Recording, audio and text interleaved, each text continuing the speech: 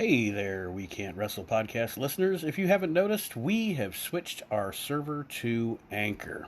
If you haven't heard about Anchor, it's the easiest way to make a podcast. Let me explain. First of all, it's free.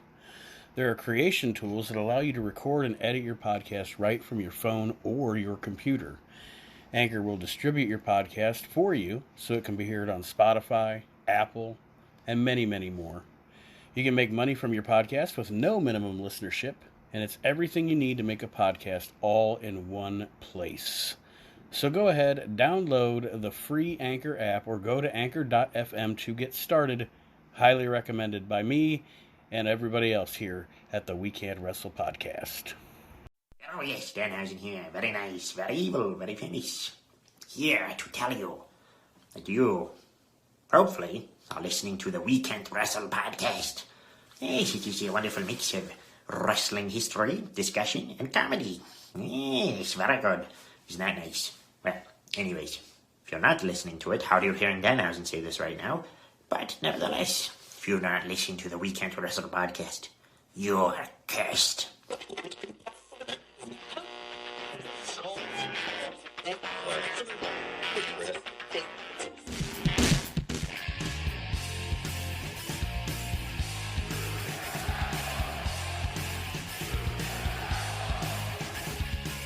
You're listening to the We Can't Wrestle Podcast. Now it's time for our host, Maxson.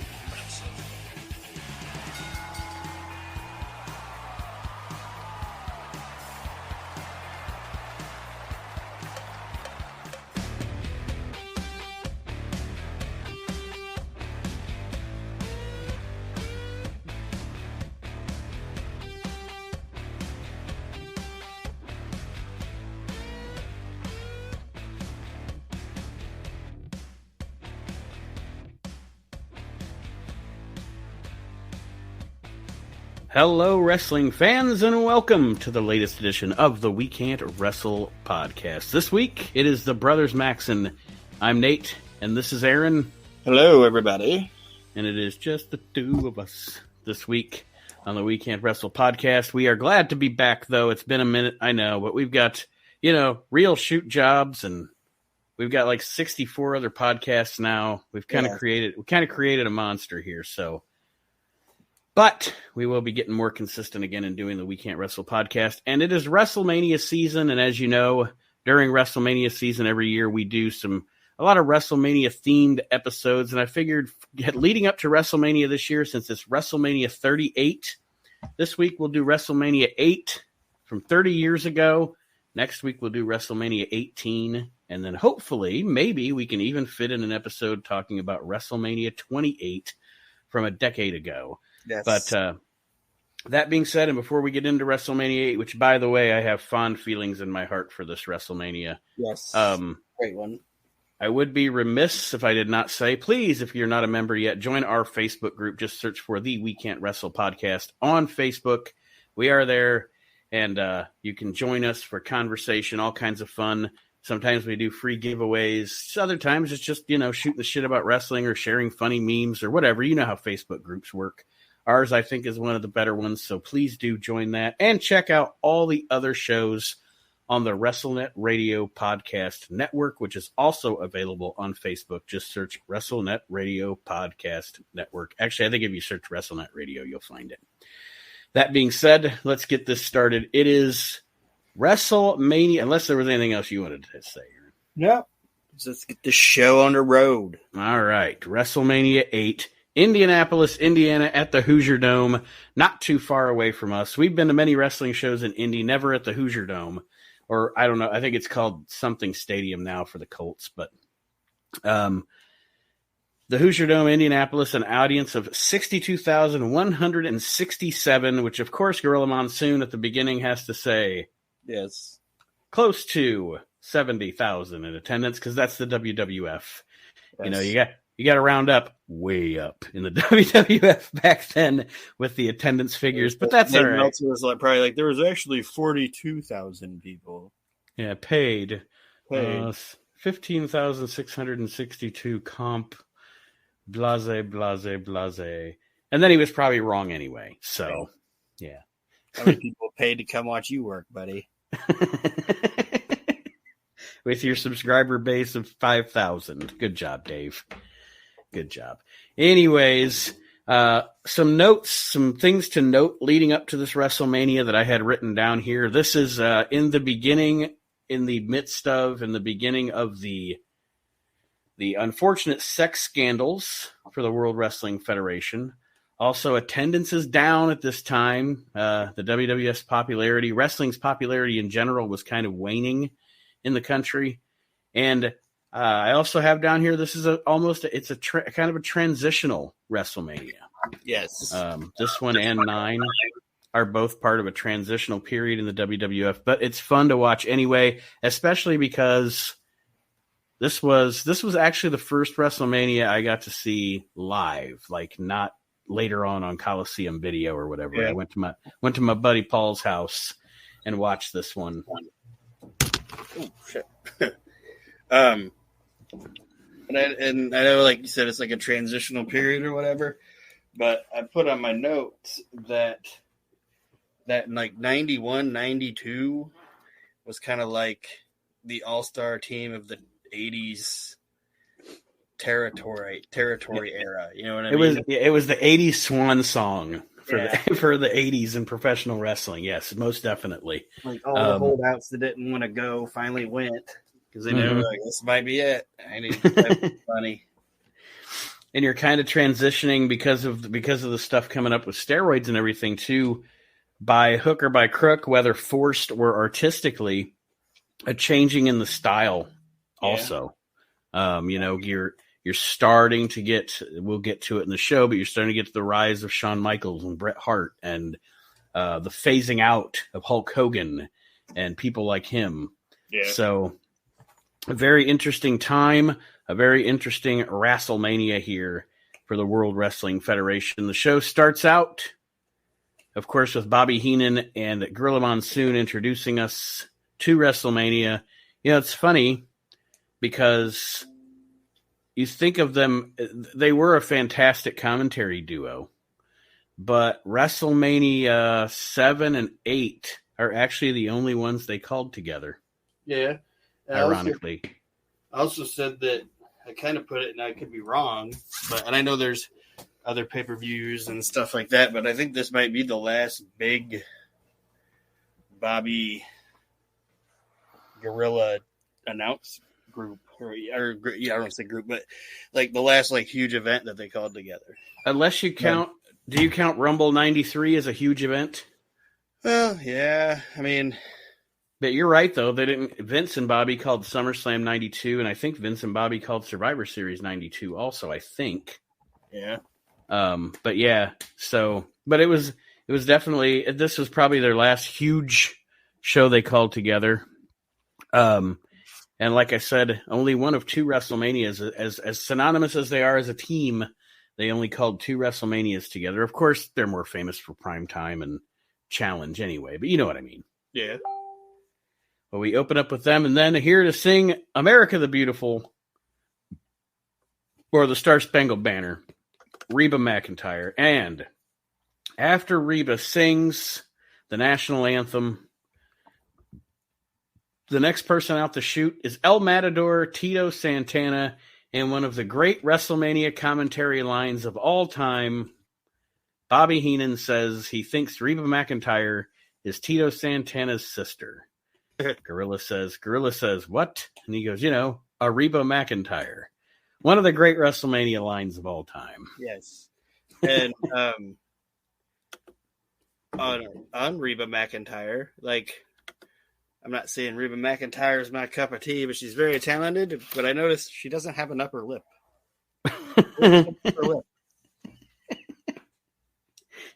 I did not notice that. I noticed she had huge hair, but it was the early 90s. Everybody did. But yeah, it's like, and then I look back at some other pictures. I'm like, Reba has no upper lip.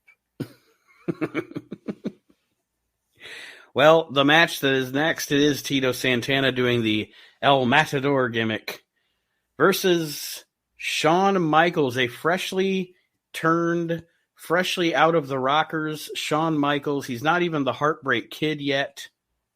He's He's not even singing his own music yet. The chin music isn't even his finishing maneuver yet. Side suplex. Yes, and Shawn, of course, comes to the ring with his main squeeze, Sensational Sherry, and what a duo these two were. Yes, and I actually put in my notes that, and you can tell me if I'm wrong, but she's the female Bobby Heenan. Mm-hmm. She's good at everything. Good at- So yes, like I said, a very, very young, I guess, version of, obviously, because he's just starting out, of this heel, Shawn Michaels, that is going to grow into one of the biggest stars in the history of professional wrestling. Again, along with Sherry, El Matador, Tito Santana. And overall, Aaron, what did you think of this matchup? Actually, I really like this match. I think that the El Matador gimmick was actually cool. I thought when I was a kid, I thought he looked cool in the flat and the what do you call it? The it's not a cape. What am I? Why did the name just kind of right out of my? You made me forget too. Let's call it a cape. The thing you taunt the bull with, yes. You know? And that was cool. And like I said, I thought it was a neat little gimmick. And this is just a really good. I actually kind of tried to star the matches, and I would say this is like a 3-star hell of an opening match. And it is, like we've said, or like we're going to say a few times, I think, during the show, again, of it being a kind of a transitional passing of the torch almost kind of show. Tito has been to the WWF since 1983. He was there before that too, but I'm saying this run, he's been there since 83. He's been at every WrestleMania, been one of the bigger mid-card stars, and for a good coming out for Shawn here in defeating a well-established star. The finish, of course,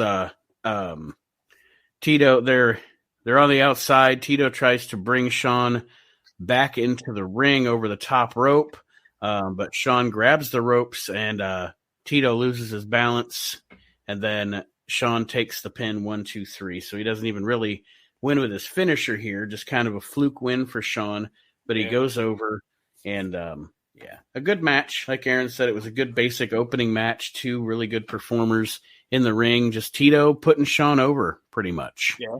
And getting his new character over. I think, if I'm not mistaken, this was probably originally going to be Shawn and Marty, but you know how it goes with Marty Jannetty. Yeah, Marty being Marty. Well, after this matchup, Mean Gene Okerlund is standing in the ring, and he simply says, "Here they come!" And out come the Legion of Doom, who are making a return. I think they hadn't been seen since around the Royal Rumble.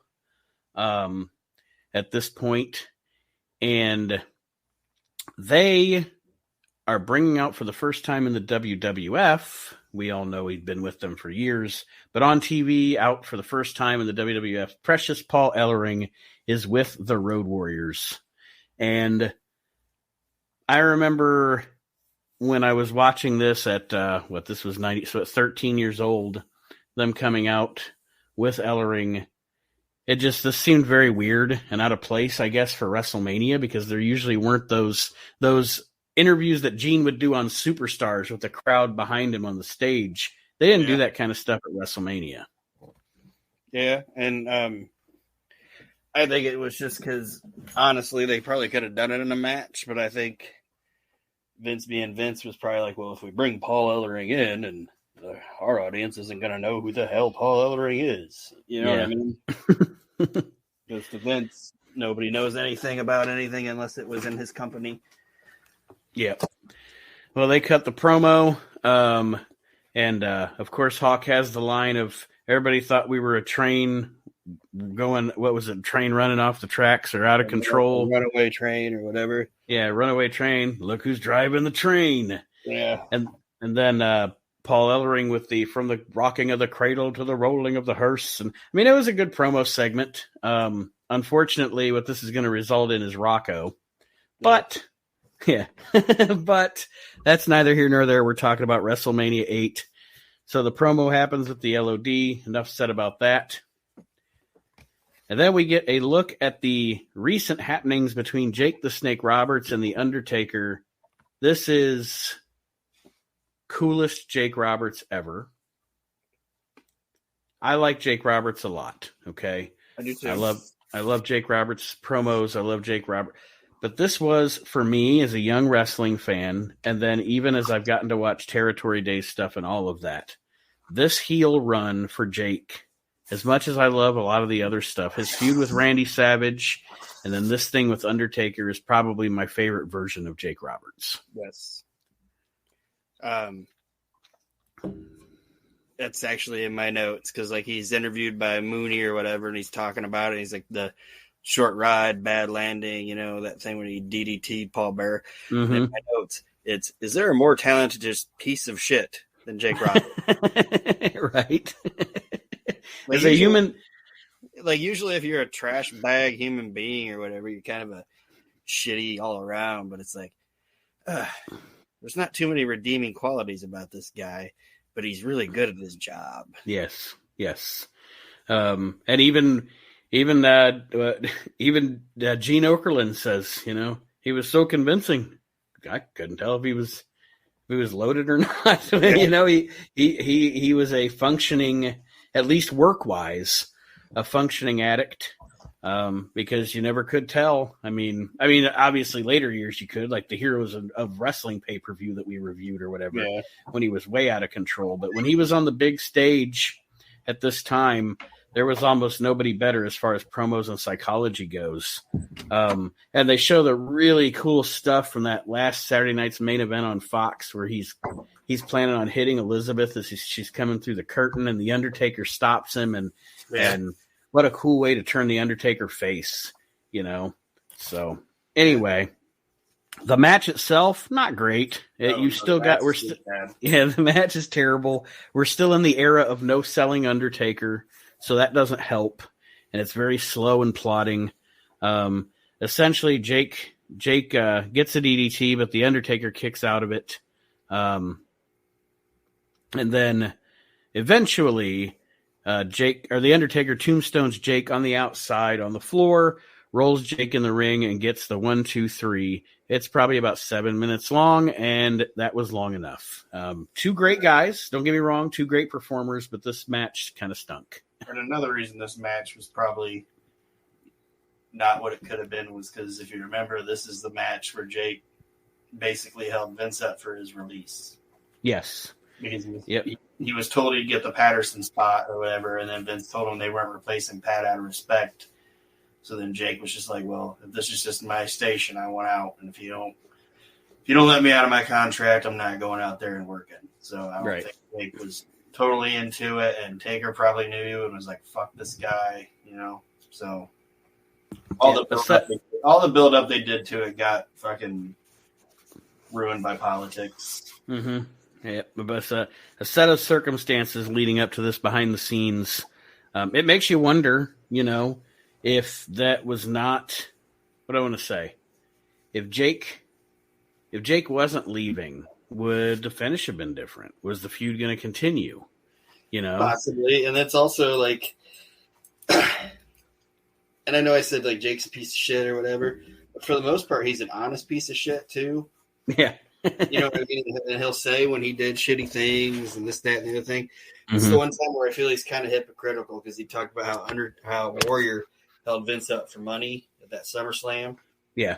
And he's a piece of shit for it. And he goes, but I didn't hold Vince up for money. I held him up for my release, so it wasn't as bad. It's like, no, you're still yeah, you still held him up. You still fucked with the show, and and possibly fucked with another guy's money.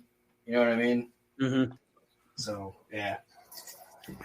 Well, the next match on WrestleMania VIII is going to be the Intercontinental title match between Roddy Piper and Bret the Hitman Hart. Before that, we get an interview segment in the back. Piper talking about being at Bret's house when he was a kid or when they were kids or whatever. And, you know, your mom would make those sandwiches, only one piece of bologna, but I was hungry. I didn't care. Anyway. And, but, go ahead. No, I was just going to say that I actually like this match and the feud, and well, it's not really a feud, but you know what I mean. Like this is good stuff, and the Piper being the Intercontinental Champion thing is kind of like I attest it to like when they gave Foley the belt.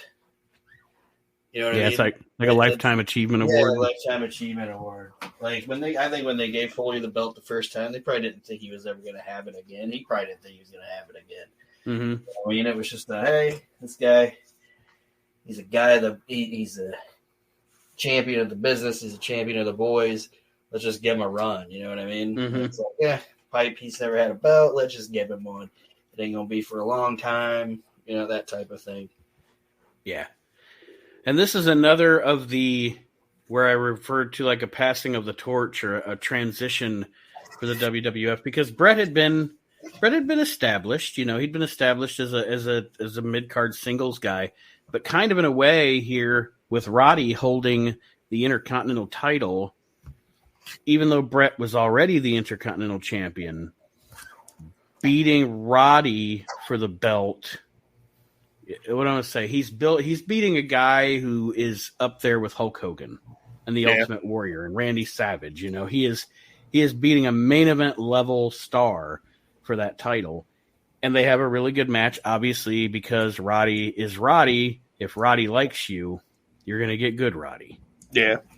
And in this match, you got great Roddy.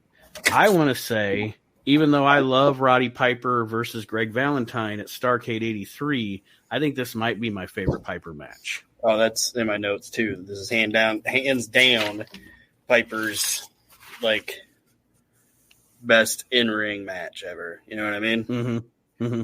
Like psychology, and I mean, there's good psychology in it too. But I mean, like obviously he's had like the bigger matches with Hogan and shit like that. But just pure match quality, this is the best one. I agree. They start the match out kind of both baby faces or kind of, you know, or both heels, whatever, just kind of dicking with each other and stuff. And then it builds. And the great segment or the great part of the match where Roddy gets his hands on the bell and he grabs the bell, he holds it up over his head. And the great thing, one of those things they talk about, Jim Cornette will talk about it, or Jim Ross will talk about it, whoever will talk about it, having the crowd in the palm of your hands. Yeah. Having that crowd in the palm of your hands. Like, Roddy's holding the bell and the crowd is, you know, he's looking at the crowd. Should I do it? Should I do it? And, of course, they're telling him no. Maybe some of them, like us, are yelling, yeah, crack him with the fucking bell or whatever. But he's playing that crowd. And another thing that I thought about when I was watching that was another great example of that on a WrestleMania, having the crowd in the palm of your hands. And I don't want to get too deep in the weeds, but at WrestleMania VII with Jake with the blindfold deal. Yeah. Jake and Martel, you know, the fans participated in that match. And we've talked about that. We've talked about that event on the show before, and I talked about that then.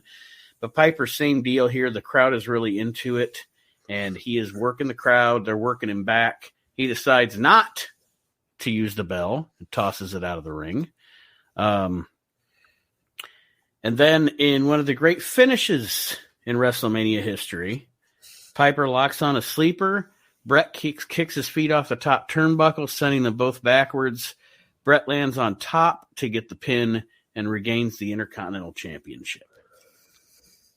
And then there's a little tension. Piper, if I remember right, Piper takes the belt and gives it to Bret, and they hug. Mm-hmm. And the family's back together. Yes. Because Piper's always I don't know, Piper and Bret have always claimed they're cousins. I don't know if they're really cousins or not, but they've always said that. I think it's probably more one of those things like the guy's a close friend of the family, so he's like a cousin, you know, that kind of a deal, because he was a close friend of the Hart family. But overall, I would give this match, if we're doing stars, I didn't write stars down, but if we're doing stars out of 5, I'd give it 4 at least. That's exactly what I gave it. Okay. And the only reason I gave it 4 is because, and it's not knocking their work or anything like that, but it's very hard to have like a 5-star match. And plus, when it's face or whatever, you know what I mean? Mm-hmm. All right. So the next thing here is Bobby Heenan has a surprise for us, and it is Lex Luger.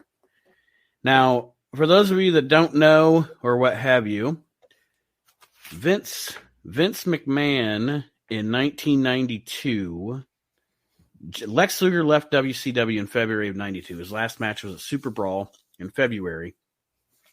And he still had a year left on his contract. I think he had like 11 months left on his contract or something. But they negotiated that he could have a release, but he couldn't wrestle anywhere, obviously, for that year or what have you. So Vince McMahon, being the genius that he is, signed Lex to his stupid World Bodybuilding Federation. So Lex is technically at this point not a WWF superstar. He is a WBF superstar. Yes. So he is appearing on WrestleMania, but as a representative of the WBF. Yes. And it went way too long. It sure did. Lex drinking milk, calling Gorilla fat, etc., etc. Yes.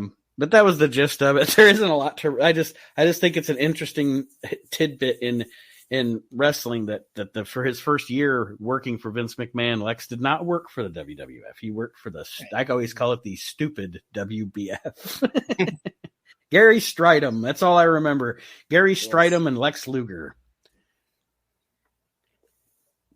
All right. Anyway, up next, we have an 8-man tag team match. Let's get everybody on WrestleMania, right? That's what this is. The Nasty Boys Mountie Repo promo was like, everybody, it's like, all of you are on cocaine. I know you're probably not. You're all sitting like you're on cocaine. And then Slaughter, Virgil, Duggan, and the Boss Man. And I was like, oh, this is C-Town. This is C-Town. House So team right here. Yes, it is. These guys are all very familiar with working with each other at this point. Yes. What do I want to say? One of the things that stands out to me in this confrontation or this matchup is what a fall from grace for Sarge, huh? Well, the year before he was in the main event of WrestleMania. And now he's in this throwaway 8-man tag team match with all the gimmicks in it. You know, I'm just saying, I don't know if I'd consider it a fall from grace. I think it was just, how do I say it? When I think of a fall from grace, I think of somebody that did something dumb or maybe I used the wrong. Had it all there and just fucked it all up. I guess I used the wrong. Yeah, I used the wrong turn of phrase. I don't know what I meant then, but I don't know. Bob Slaughter at this time, he's in this match and everything, and he's working and all that shit. But he's already in his behind the scenes role and doing. You know what I mean? He's a working coach. He's a player coach at this point. Right. You know what I'm saying? Yeah. Well, Ray Combs is here from the Family Feud and making terrible jokes at the expense of the heels, of course. What an insane retirement rate from life Ray Combs had. Jesus Christ. No shit. You guys don't know. Look it up. Good Lord. I didn't write down any of his jokes. I really didn't write much down about this match. The baby faces go over. It's about 6 minutes. That tells you what you need to know. It's an 8-man tag team match that goes 6 minutes. So not everybody didn't even get a minute. Like I said, I don't even want to knock. How do I say it? Ray Combs went out crazy, but he was also, when he was alive, though, he was a friend of the business. Yep. You know what I mean? He didn't insult it. And he was an entertaining game show host. Yeah, and like I said, he didn't he'd have the wrestlers on there, even the WCW guys and shit like that. And he didn't tongue-in-cheek them or humiliate them or make them seem stupid or whatever. Mm-hmm. So I'll give Combs props for that. And Bobby Heenan actually says, well, I shouldn't say actually says something funny. Bobby says something really funny in this fucking thing. Yeah, because Virgil's wearing the nose guard or whatever. Did you hear what he said about him?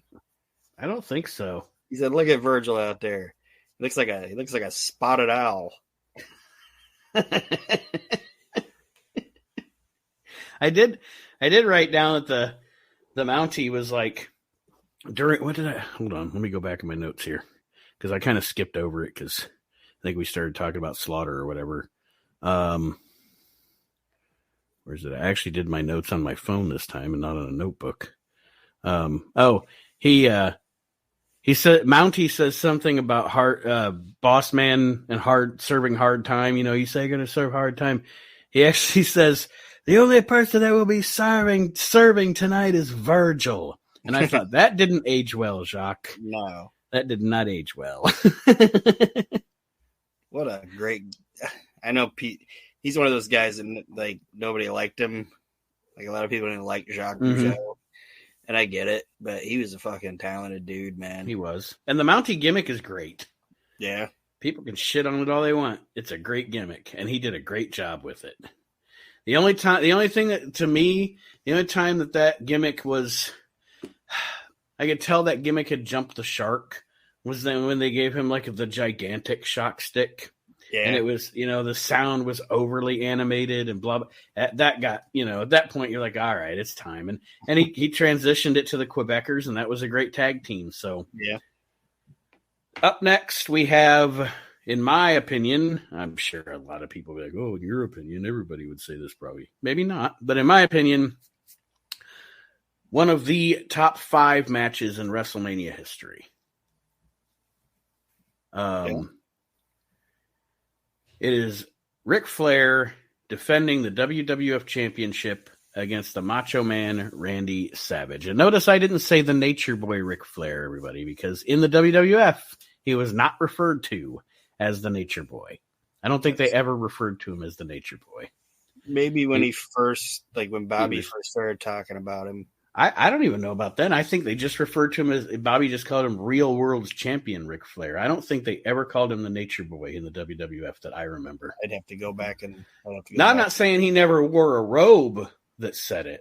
Yeah. But I'm saying on commentary in the presentation of the show, I don't think they ever called him that. I don't know why, but anyway, that's a very, very silly little point for me to make, but I'd have to go back and look it up. But Savage looked pimp and like that. Yeah, he did. And he is this feud. It's funny because when this whole thing started, it was almost underwhelming as you're watching at this time in 1992 without the hindsight, without the rose-colored glasses to look back on it. At the time, Aaron knows, I know, anybody that was a wrestling fan at this time knows, the main event for WrestleMania VIII is going to be Hulk Hogan versus Ric Flair. Yeah. There's no way it's not going to be Hulk Hogan versus Ric Flair. It's the match everybody wants to see for 10 years. And then they're like, nope. It's Ric Flair and the Macho Man Randy Savage, and you're like, what? But you know what? It was better that way. Hindsight. Yeah, and what a rivalry. Yeah, no, like I didn't draw in Los Angeles, so nobody's gonna want to see it.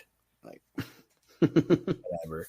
But like you said, hindsight, it was match wise, it was much better than what you would have got with Hogan and Flair. And I love this rivalry, and I love this storyline. And this storyline was very, very not, or what do I want to say? Some of the parts of this storyline were very, very not Vince style for this time. Like, yeah.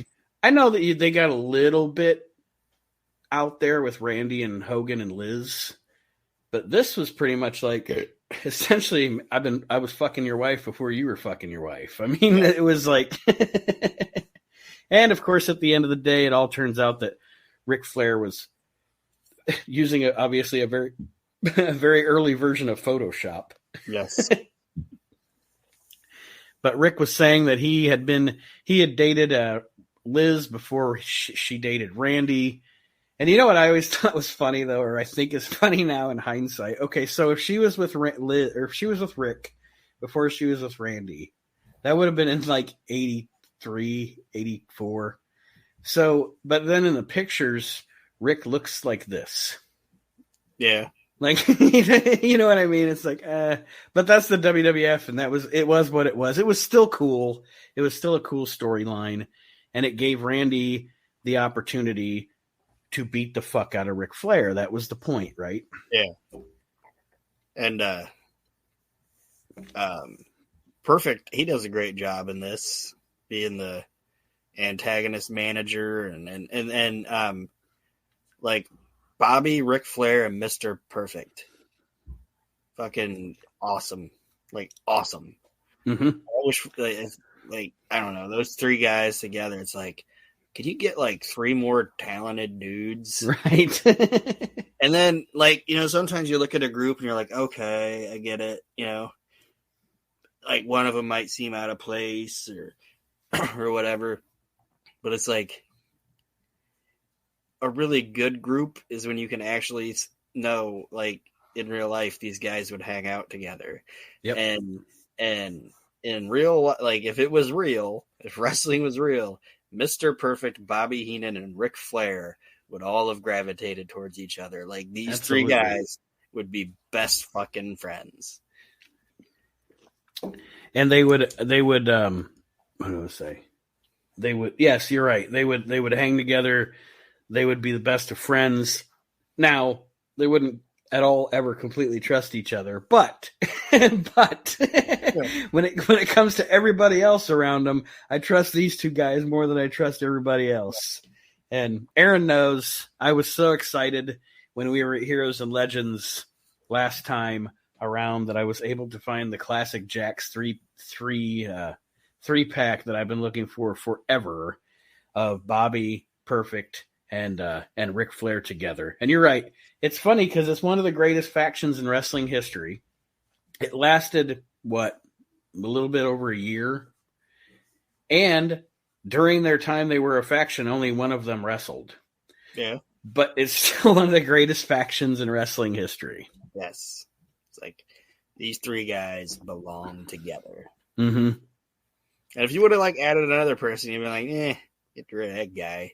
If they would have been like, oh, Rick Martel's with them too, be like, no, get out of here. these three guys. Well, again, these guys have what I would consider I don't know that I can find a flaw in this match, so I would actually give it 5 stars. I gave it 4.5, and I'll tell you why when you get there. Okay. Or if you want me to tell you, I can tell you. No, go ahead, because the only other thing I was going to cover really was the finish. So, the reason I gave it 4.5 is there's one spot, and Flair fucked it up. It was Flair's fault. It's when he hits the guardrail. Flair obvious, like, I don't know if it's guardrail or what. I can't remember. It is. It's the rail. He gets head off the rail and thrown back in the ring, and you obviously see him blade. And and usually sometimes when I see it, I'm like, oh, the camera guy should have known what he was doing. Like, he blatantly. He wasn't supposed to blade, though. No, he wasn't, and he wasn't supposed to, but he obviously did it, and it's just like, ugh. That's the only critique I have of this match. And then one of the other highlights of this match is, and I don't, you probably didn't write it down because you're not as much of a pervert as me. I don't know, say it like, Liz had always been a beautiful woman. Don't get me wrong. Okay. But Liz was like wine. You know what I mean? Like, even like when she got to WCW, it's like she's hotter in WCW than she was in the WWF. But like me now as a 38-year-old man, Liz in that purple dress, I was like, good Lord. All the way live. You're looking fine, Liz. Before the feud, I just said it out loud through me lips. Before this feud, and you can, in any of his promos before he came to the WWF, Did Flair ever say that a woman was all the way live, like in an NWO promo? Or was during the... You mean an NWA promo? Yeah. Said NWO promo. He probably said it about woman. Okay. Because this is just... When he's talking about I just remember in one of the segments when he's talking about the magazine spread or whatever, or the pictures that he has of Elizabeth, he says she's looking all the way live. I was like, is that the first time he ever said it? Because then every man in the wrestling world took that phrase. You know what I mean? We all use it. We're like, Trish was all the way live. And I'm just like, was that the beginning during this? I'm probably pretty sure he probably said it about woman at some point. And that's like, how do I say it? Like, I don't think Flair. You might tell me, "Oh, you're crazy," but I don't think Flair ever. And I'm not going to say Flair ever cheated on his wife. Obviously, he cheated on his wives, but I don't think Flair ever cheated with an actual female in the business. Does that make sense? Yeah. Yeah. Like I know him and Sherry were buddies and they joke and they flirtatious in real life and shit like that. But I don't think he ever like banged Sherry. You know what I mean? Right. I don't even think he probably even ever thought, hey, I want to bang Sherry. And obviously he didn't think that way about Elizabeth. You know what I mean? Mm-hmm. Or Flair would have, and that's why part of me thinks that, because if that ever happened, everybody in wrestling would have known it. You know what I mean? And there's no way that Randy Savage would have let this fucking storyline go on with Liz. You know what I mean? So you don't think he? I mean, he married her later in life. You don't think he was porking Fifi in '93? I don't think so. I think he was probably flirting with her and shit, but I don't think he did. But I'm saying all this because I think he was professional enough to know, you don't dip your pen in the company ink. Right. And this is what I'm going to say. I think he said it about woman because of all the chicks that he was with in the wrestling business. I think he really wanted to get one. Oh, yeah. That was his favorite one. You know what I mean? That was his favorite one. Like, if I could do it, I would do it. But that's Kevin's woman, and him and Kevin were tight and shit like that. But, like, I think he's like when he's like, oh, baby doll out here, the perfect 10 and Dark Journey and Liz and all that. I think he was playing it up, and friends with them. But I think when he's like, woman, oh woman, won't you marry me now? Good Lord, look at her. Like, he was dead serious. He was shooting on that shit. Like, good Lord. But, the finish of this match, Randy kind of throws Rick's cheating ways back in his face by rolling up with the schoolboy. Of course, like I said, Flair blades during this match, like Aaron alluded to. Savage gets the 1, 2, 3, and then after the match, Ric Flair plants his lips on Liz's lips, as he would call them, your hot, sweet lips, or however he puts it, which makes, obviously, Randy Savage go insane, and we'll get to that later in the promo. One of my favorite promos of all time is coming up, but like I said, overall, I love this match, and Randy wins the WWF title, which not only did none of us expect the main event for WrestleMania to not be Flair and Hogan, and it wasn't, we also didn't expect Randy Savage to beat Ric Flair for the title at WrestleMania. I remember even at 13, me and my buddy talking about it, going, oh, Randy's going to go crazy and get disqualified or something. There's no way he's winning the title. Ric Flair just won it. It's like in the middle of the show. Yeah. But that was not to be, and Randy Savage is the new WWF champion at this point. Yes. And now, go ahead. Were you going to say something? I was just going to, to me, this is the main event, and it should have been the last match, but it's fucking Hogan and Vince big dicking. Yeah.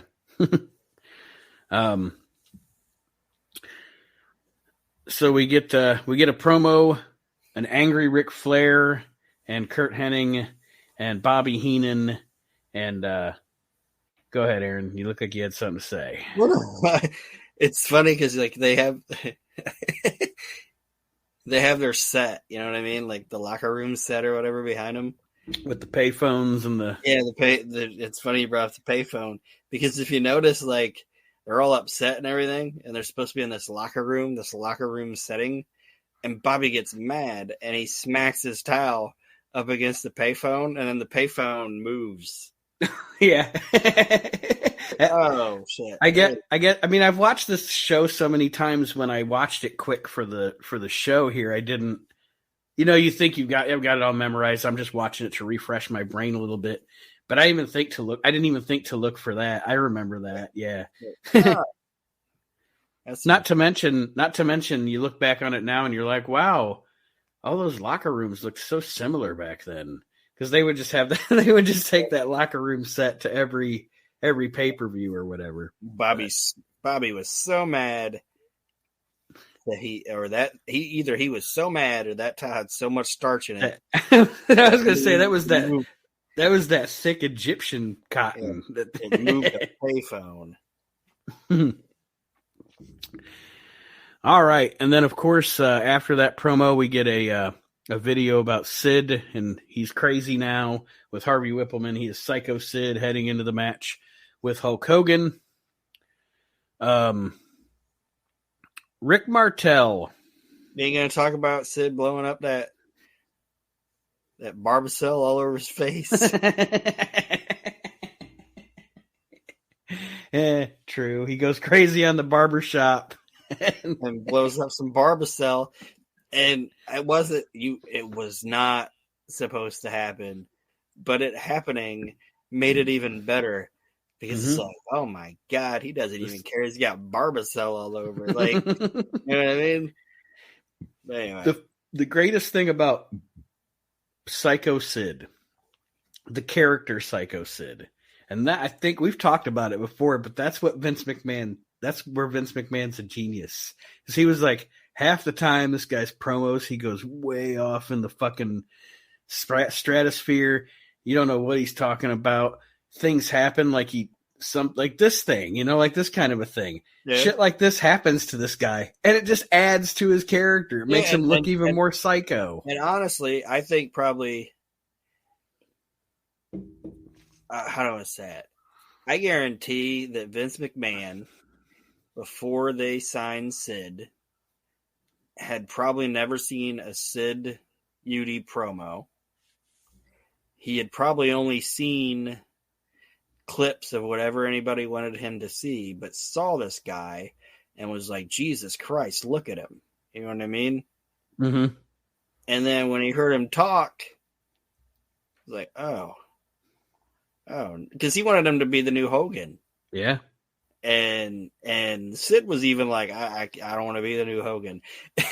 And I don't think it was that Sid didn't want the Hogan money or anything, but I think Sid was probably like, ooh, I don't think I can be your next Hogan. I can be the best heel you got. Like, no, I don't want to be Hogan. And plus, Sid did not want that responsibility. He wanted to be able to be home when he could be home and whatever. Play softball. Yeah, do whatever, be with his kids and shit like that. But it's like, when I first fucking heard those promos, everybody else was like, see what you got, Vince? See what you bought? And Vince was like, what do you mean? He's psycho. He's insane. He doesn't even know what he's saying. Like, nobody booked Sid Vicious like Vince McMahon. Nope. Nobody. Well, up next, we get a promo from Rick Martel talking about his match coming up with the Tonka. Talk about... one thing. And it's when the Lumbee Indians come out. And yes, they do. They're doing their thing. And Gorilla Monsoon's like, look out there at the Lumbee Indians. And Bobby Heenan's like, yeah, look at all those lumpy Indians out there. And then Rick Martel cuts a promo that, again, much like Jacques Rougeau's line from earlier, this promo doesn't necessarily age well, but it has some good old-fashioned Henny Youngman style jokes in there. Like, I have some reservations about, yes, things like that. But don't forget I like the reservations one, but my favorite one is like, and then I saw Tatanka outside scalping tickets. Jesus. Well, there's not a lot to say about the match. Tatanka goes over. Once again, another match where you've got a newer guy that's come in. And I mean, he's just like maybe like a week or two before this, they've kind of dropped calling him Tatanka Chris Chavis. He's very new to the company. But again, getting put over by a veteran here, transitioning, from Rick Martel, who had been there since 87. And I'm not saying he kind of is on his way out at this point. Now he's around a little longer. He's up there until at least like right at the beginning of like 96. Yeah, well, he becomes like Crush, like one of those guys that's kind of in and out. Yeah, like he's not full time, I guess, or he's not on TV every week like he would have been, But I know what you're saying. I mean, he was around. I know he was, in '94. Him and Razor are the last two in the Intercontinental Battle Royal. But anyway, Martel's the guy putting Virgil over on the C-Town fucking house show. Well, and after this, he goes over to wrestle Shawn at SummerSlam. So, anyways, after that, we get some interviews. The Natural Disasters and the WWF Tag Team Champions, Money Incorporated, who are going to have a match up here. The Natural Disasters were screwed over by their manager, Jimmy Hart. He took the money from Ted DiBiase. I want to make a note, or I have a note here. I do not like the Natural Disasters as baby faces. It doesn't work. Yeah. I get it. I thought you were just gonna say you didn't like the Natural Disaster. Oh no! I think they're a great monster heel tag team. I say, how do you not like Earthquake? That dude was the shit. No, I don't like them. Like they even get to the point during their babyface run where they come down and they make them smile, like they're smiling and slapping hands and stuff, and I'm just like, oh god, that's bad. If you're fat and ugly, you should just be fat and ugly and be bad. Exactly. Nobody wants to see you smile, fatty. Yeah. But that's what it's going to be. It's going to be the WWF Tag Titles, Money Incorporated, and the Natural Disasters. You didn't know it at the time, or I know you didn't, and I didn't, because we weren't smart, quote unquote. We both knew wrestling was a show, but we weren't smart. We weren't dirt sheet readers or anything at this time. I'm in my early teens. Aaron isn't even in his teens yet. But you didn't know it at the time.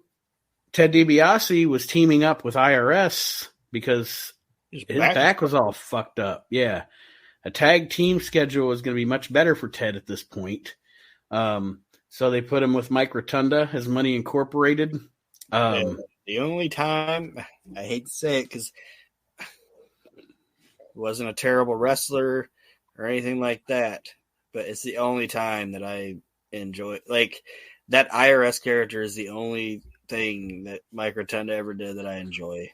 Me too. And again, like you said, and I want to say, like, okay, the Varsity Club was cool because he was with people, and within something like that, he can be the good wrestler. Yeah. But him on his own, like, I've watched like Mike Rotunda promos where he was just the Florida heavyweight champion. I'm like, oh my god! If a Trisket was a person, it would be Mike Rotunda. I don't know how much like early '80s Mid Atlantic you watch, but watching for some reason in like 82-ish. The Crockett's were really trying to push Mike Rotunda. Like, he was all over that Mid-Atlantic show. And there would be like some episodes of that show where fucking poor old Uncle Bob Cottle would have to interview Mike Rotunda like 2 or 3 times. The dude would be out there. And Cottle's, Cottle's holding that. And Cottle's like Gene. Like if he sees somebody's getting off the rails or whatever, he's good at pulling them, like saying something to pull the interview back together. He would just sit there with that big ass microphone of his, and Mike Rotunda would just be holding his belt, going, "You know what? I wrestled at Syracuse, and when I wrestled at Syracuse, My coach, and it's just like, oh my God, is this ever going to fucking end? And Bob Caudle looks like he's going, Jesus Christ, is this ever going to fucking end? And he's probably falling asleep. I mean, he's like 65 then. And then he put this fucking Trisket in front of him. He's just like, ugh, dozing off and shit. He's like, I have more. He's like, I have more. Oh yeah, I'm here. I have a more interesting time interviewing enhancement talent Mike Siebert than I do this guy. Jesus Christ. Like well, anyway, go ahead. There's not a lot to say about this match, tag team title match. DiBiase and IRS pretty much sell for the Disasters for about 8 minutes, and then DiBiase and it is funny when DiBiase gets knocked down at one spot and he rolls out and he just grabs that fucking belt and he's gone. Like IRS kind of takes his lead. But Ted DiBiase made that look so realistic. Like he was really just like, I'm fucking done with this shit. I'm out of here. Can't do nothing with these fat fucks. Just bounce. So they just grab their belts and go, and then Natural Disasters win. Something that even as a kid, I didn't even think about it, and then the older I got, I thought about it more. Like, you know, they talk about like, oh, if you lose, you don't get the winner's purse money, which is something they don't talk about in wrestling that they should now. But, like, you know, they talk about like, oh, if you lose, you still get paid, but you don't get paid as much. You know, like I think the gimmick with Money Inc. being willing to take the loss wasn't even just that they got to keep their belts. It was like, we get to keep our belts, but Ted didn't give a shit because he was a millionaire. You know what I mean? Yeah. Like, he doesn't need the winner's purse. I don't need the winner's purse. I'm a millionaire. Yeah, fucking winning at professional wrestling is just Ted DiBiase's mad money. Yeah, it's just me wanting to be a dick. I wrote down 2 funny things about this. The next match is very short. It is the Rocket Owen Hart versus Skinner. Yes. Steve Kern. And one of the things that I wrote down here that I thought was funny was like, I didn't put 2 and 2 together, but here comes Owen Hart out to the Heavenly Bodies music. And then also in this match, Skinner does, and I laughed. I laughed so hard.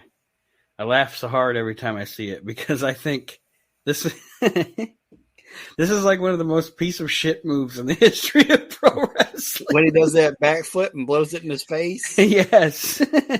I mean, we have, there's the green mist and stuff. People have had stuff thrown in their face, all the time. But for Skinner to spit the tobacco in Owen's face, and Owen sells it great. He's like, Who doesn't sell it great is the commentators. Like, it just happens, and they don't even like mention it really. Yeah. Like, the whole story of this match is like, yeah, it's just the whole thing was rushed and just, I don't know, just seemed out of place.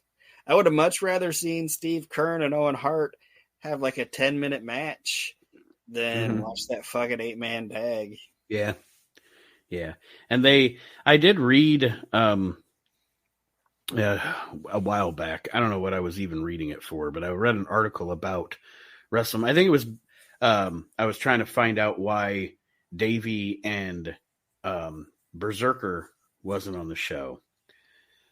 But also, a couple of the things on here, the reason the 8-man tag was so short, the reason this was so short, was they essentially booked this like they had booked prior WrestleManias, where they threw a bunch of matches on the show, kind of threw matches together. And then hindsight, most WrestleManias were over 3 hours long. This one, they wanted to be under 3 hours. So a lot of stuff got cut down in time. But yeah, essentially, this match is about 90 seconds. I think the whole match, they don't even talk, like you said, they don't talk about the match. They talk about Sid and Hogan. Yeah. And Skinner tosses Owen over the top, but Owen skins the cat back behind Skinner's back and executes the O'Connor roll for the win. and rolls up Skinner, wins the match, and that's that for Owen Hart's second WrestleMania. Yes. And I think Steve Keirn's only WrestleMania. Well, no. It's not true. No? Yeah, he's at WrestleMania 9. Touche, yes. He is second Doink. That is correct. He's Doink the second. But like I said, like we said, not a lot to write about this match because it wasn't much of a match to begin with. So Owen Hart goes over Skinner. And now we go into the main event, Hulk Hogan and Sid Justice. And some stuff leading up to this. They show Sid's slide into psychodom by not getting the shot at the WWF title for WrestleMania, turning on Hulk Hogan on Saturday night's main event. They show the footage of Vince McMahon interviewing Hulk Hogan on Primetime Wrestling. I think it was a Primetime Wrestling, or maybe it was a March to WrestleMania. I don't remember. But, the very emotional, is this the last we'll see of Hulk Hogan? As they're pushing that this might be Hulk Hogan's last match. But Hogan emphasizes that he's not leaving. If he does retire, he's not retiring because of Sid. So, well, this is also another instance of Hulk Hogan's actually the heel. Just saying. Yeah. Yes, indeed. Yeah, you can say Sid turned on Hogan on Saturday night's main event, but if you ask me, Hogan turned on Sid first at the Royal Rumble. It's supposed to be every man for himself. And then Hogan's all butthurt because Sid eliminated him. What was Sid supposed to do? Eliminate himself? Selfish ass Hogan. And this was the first time, I'm glad you brought that up, because this was the first time as a kid where I called shenanigans on the WWF. Because much like WrestleMania, I had went to my buddy's house to watch the Royal Rumble. So I watched the Royal Rumble live. And that crowd was cheering the shit out of Sid. Yeah. And then the next week on WWF Superstars, when they showed that footage, when they rolled that beautiful bean footage of the Royal Rumble, the crowd was mysteriously booing the shit out of Sid. And I was like, what? That is not what I saw when I watched the Royal Rumble. And you hear the crowd booing and it sounds so overly done, but people are jumping up and down in the background. And yeah, that was the first time as a kid where it kind of flipped my switch where I called bullshit on the promotion. Like, what? But yeah. And then, of course, the Sid promo here where he calls Gene Okerlund fat little ball-headed oaf. Fat ball-headed little oaf. And Gene's like, oh. No. And I bet he does cut a passionate promo here. I don't give a damn, et cetera, et cetera. It's very convincing. And, people can say what they want about Sid, and it sounds like he's going to get in the Hall of Fame, and he deserves it. When he was on. He was a great imposing heel. Yeah. Jesus Christ, we've talked about it before. If you're going to draw a professional wrestler, he's one of the guys you're going to draw. The big jaw and the big shoulders, and that he's tall and he's built and he's just fucking massive. So that's the first I heard that it sounds like Sid's going in this year. So far it's Taker, Vader, and Sid. Yeah, it's the big man year of the Hall of Fame. That's good. I think Vader. How do I say it? Like, to me, like when guys go in, I'm more interested on like who are they going to pick to put him in. You know what I mean? Mm-hmm. I know sounds like Vince is putting in Taker, which is fine. I would have. And I like think sometimes deep in my mindset, sometimes like I was like, man, Godfather should do it. That's his old buddy, you know what I mean? They started whatever. But and then Vader, I think Mankind is gonna do it. I do too. And then, like, we just brought up Sid. I'm like, there's like 2 people that I think would be putting Sid in, and one of them they're never going to do. And I think Harvey Whippleman should do it because that was his boy, you know? Mm-hmm. And but I think I have a feeling it'll be Shawn. Yep. I that's what I was about to say with Shawn. As far as Vader goes, Mick's really their only option if you're trying to get somebody that was integral in his career. Yeah. Because, I mean, the other person's staying, and he can't do it. Yeah. And Corny won't do it. Corny's not going to travel to do it and shit. Yeah.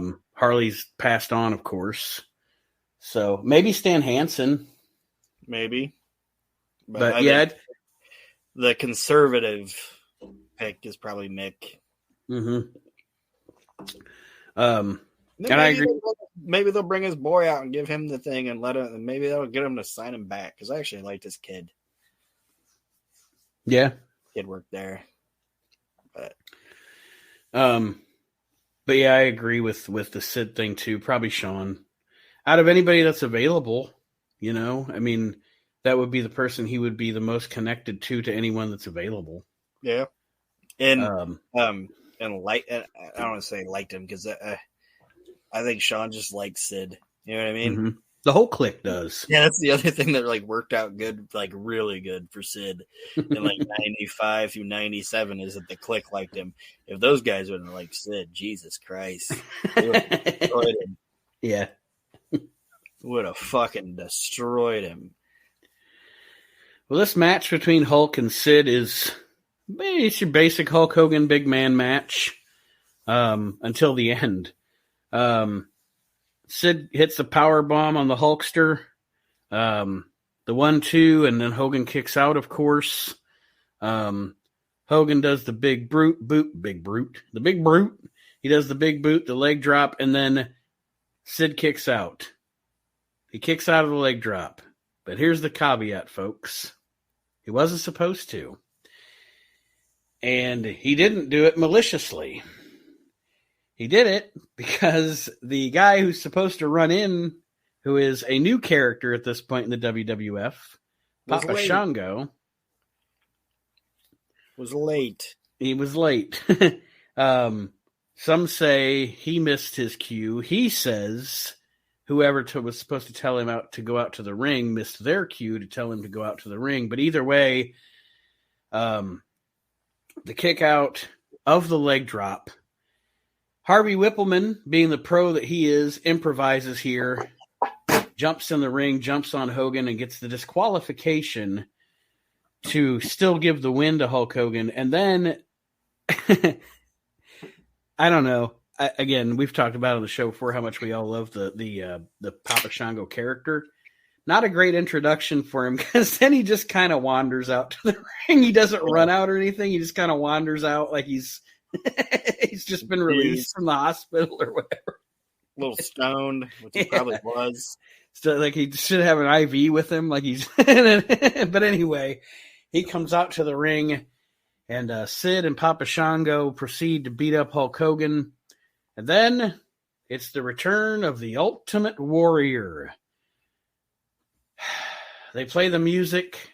Warrior comes out, saves Hulk Hogan, and the two of them celebrate in the ring to end WrestleMania VIII. First of all, the match, it is what it is. I have it down as 2.5 stars because it's a spectacle. It's a Hogan match. Him and Sid fit well together, but it's by no means a technical masterpiece. And yeah. like you said earlier, the main event should have been flipped. Yeah, and can you believe they tried to make people believe that Kerry Von Erich was actually the Ultimate Warrior?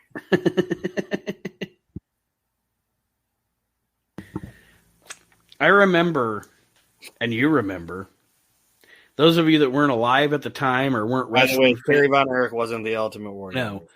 No, but it was a thing, people. Not even at some points somebody wouldn't even say it was Kerry Von Erich.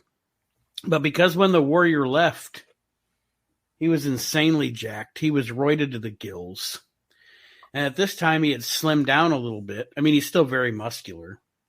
But I think he'd got off the gas for a while. Yeah. And his hair wasn't his hair wasn't like the feathered blonde deal. And There, literally, people thought it was a different Ultimate Warrior. yes, these are the same people that said the original Undertaker died. So now there's a new Undertaker. Oh, wrestling fans. Like, what do you mean there's a new Undertaker? Well, the other one died. So there's a new Undertaker. Why do you think there's a new Undertaker? Well, he's got tattoos now. Like, well, you know, people get tattoos, right? You know, you might have a case if you said he had tattoos and now he has none. Doesn't. Yeah, you might have a case. You might have a case. But, yeah, the other way around, not so much. But, yeah, this Ultimate Warrior myth, and that was one of the rumors, that the original Ultimate Warrior had died. Yes. And there was a new Ultimate Warrior. But, no, it was the same old... It was the same old piece of shit Jim Hellwig. Yes. As the Ultimate Warrior here. But at this time, a really big deal. Yes. He's the example of what I was talking about before, where a guy's a piece of shit, but he's also shitty at his job. Like, he's the opposite of Jake Roberts. It's like he's a shitty human being, and he sucks at his job. So like, overall... for every year that I get older, I hate the Ultimate Warrior even more. It's just like, oh my God. There he is. Why did I even like you when I was 10? Because you were a stupid kid. Yeah. Oh my God. Your promos suck. Your work sucks. And then I hear your fucking real life comments. Like, ugh. I agree. I absolutely agree with you though. Like, over the years, as I watched, like, as I grew as a fan and started looking at and I know Jim Cornette hates the term work rate. He said nobody in a wrestling locker room's ever said the word work rate, but it's the expression Marks used, so I'm going to use it. As I grew up and appreciated work rate and realized, when I was a kid, I didn't realize why I liked Mr. Perfect, and then as Bret Hart. But then as I grew up, I realized, oh, I really liked watching them wrestle. But anyway, I'm getting to my point. As I grew up, I was like, oh, yeah. I mean, I see through a lot of the Hulk Hogan stuff now. But I would never, ever say I don't like Hulk Hogan. I like to watch Hulk Hogan. Yeah. Ultimate Warrior is completely different. Like, if as far as Warrior goes, I'm watching it for the train wreck. I'm watching it for the, the blood dripping through the veins and the stupid shit. This guy's junk. All right. So overall, our thoughts, WrestleMania VIII. What rating did you give the show? I'd give it 4 out of 5. Same. And like I said, it's because it's like I said, it's like it's not as much of this as like what the Royal Rumble was, but like I said, it's like the ending of like some of these territory type people. You know what I mean? Mm-hmm. Mm-hmm. Yep. It's the literal end of the territory days. All those guys are fading away. Like the big last hurrah is the Royal Rumble 92. Yeah. Where they're all in it. And then who wins? Ric Flair. It's like Ric Flair won the Yeah, he won the 80s. Ric Flair won the 80s. And now we're moving on to WrestleMania 8. And like I said, kind of a transitional show. WrestleMania 9 is even more so. But that being said, like I said, I'd say 4 out of 5 as well. And that is WrestleMania 8. And like I said, everyone, next week we are hoping to do WrestleMania 18 with the Hogan, Rock, Triple H, and Chris Jericho. And then WrestleMania 28 the week after. And that is one of the Cena Rock WrestleManias, I believe. So any parting words for our listeners this week, Aaron? Just thanks for listening, guys. Thanks for contributing to the shows, and keep on listening. We appreciate it. Absolutely, I agree. And until next week, we will see everybody. WrestleMania season is upon us. I hope everybody's out there is having a wonderful, wonderful week, and we'll see you next time around. Have a great week, everybody.